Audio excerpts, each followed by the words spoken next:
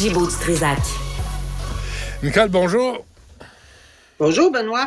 Bon, ce cas de violence conjugale, là, le bracelet anti-rapprochement, est-ce que c'est un bracelet qui donne un faux sentiment de sécurité? Je ne crois pas, mais cet article, évidemment, m'a beaucoup interpellée parce que je me suis dit exactement ça, ça va peut-être donner un sentiment de fausse sécurité.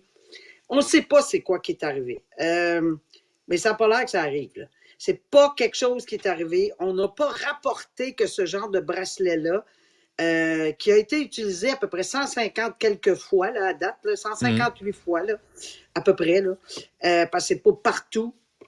Il n'y aurait pas vraiment eu ce genre de problème. Là, on rappelle aux gens qu'est-ce qui est arrivé, c'est que la dame avait de son côté le cellulaire, le monsieur avait le bracelet anti-rapprochement et elle est dans le salon ou enfin dans sa cuisine, peu importe. Et là, tout d'un coup, elle entend du bruit et il est dans sa chambre. Alors, je veux dire, c'est hallucinant, là. Je veux dire, la peur qu'elle a eue et on peut même pas s'imaginer parce elle a tellement crié fort, dit-elle, mais tellement avec de bons voisins qui immédiatement, mais qu'est-ce qui aurait pu arriver, on ne sait pas, là. On veut même pas y penser. Mais c'est sûr qu'ils vont être obligés de faire une enquête très spécifique pour voir est-ce qu'il a réussi, ce gars-là? Est-ce qu'il a réussi à contourner le bracelet? Est-ce qu'on va pouvoir nous le dire? Je pense que oui, là, parce que tout le monde, il y a tous les centres pour femmes battues, etc., les gens en autorité là-dedans se posent la question. Mais il ne faut pas se décourager, disent ces gens-là, parce que ça fonctionne. Il y a eu apparemment 9 cas, si ma mémoire est bonne dans les entrevues que j'ai vues, là, et puis ça a fonctionné très, très bien. Alors, il y a eu tentative de rapprochement, l'alarme a été déclenchée, puis il y a eu intervention. Alors, tu sais, c'est quand même très bien là, que c'est arrivé 9 fois. On a peut-être évité 9 crimes très, très graves éventuellement. Donc ici, j'ose espérer que ça ne découragera pas les gens. Et la dame en question le dit, là, non, découragez-vous pas. C'est quelque chose qui est arrivé, puis j'imagine tout le monde a hâte.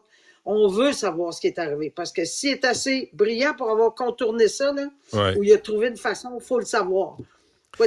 Mais qu'on le prenne au sérieux, par exemple. Tu sais, qu'on dise pas que c'est juste un petit problème technologique, tu sais, où il a manqué de batterie, les batteries ont coulé, ou, tu sais, il n'y avait pas de Wi-Fi. Exact. Et Benoît, je te dirais que c'est comme les hackers. Là. Il faut toujours être un pas en avant. On trouve une solution pour les fraudeurs, puis etc.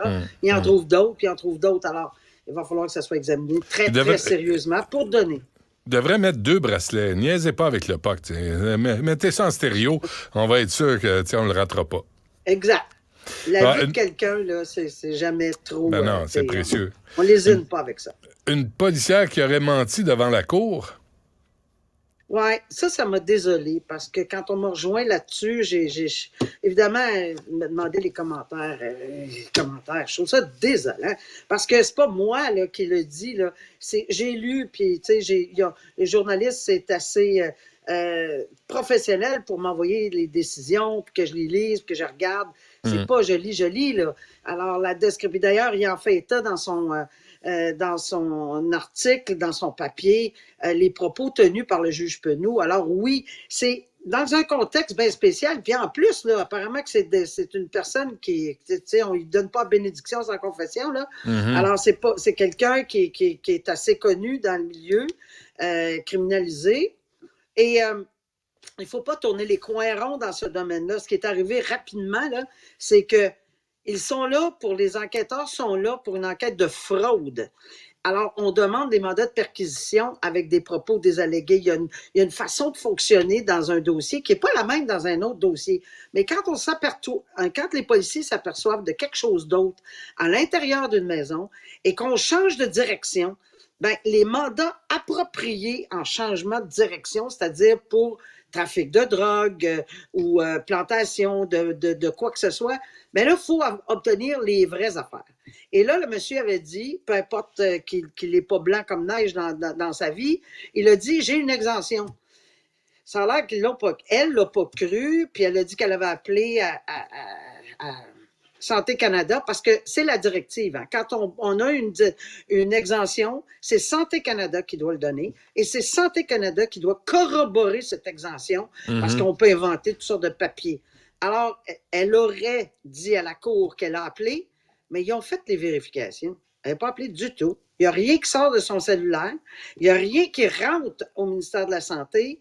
Et elle continue et elle maintenait, selon ce que j'ai lu, là, puis dans la décision, encore une fois, c'est pas moi qui le dis parce que j'étais pas là au procès, mais selon la décision de la Cour supérieure là-dedans, c'est ça qu'elle maintient toujours. Et c'est sûr que là, tu sais, ça a l'air drôle un peu, là, ce genre de personne-là qui dénonce un comportement puis qui veut une enquête pour parjure contre une policière dans son dossier. Mais que tu sois n'importe qui, le statut de policier, ça commande que tu as 50 paires de gants blancs, un par-dessus l'autre, pas une paire, deux paires.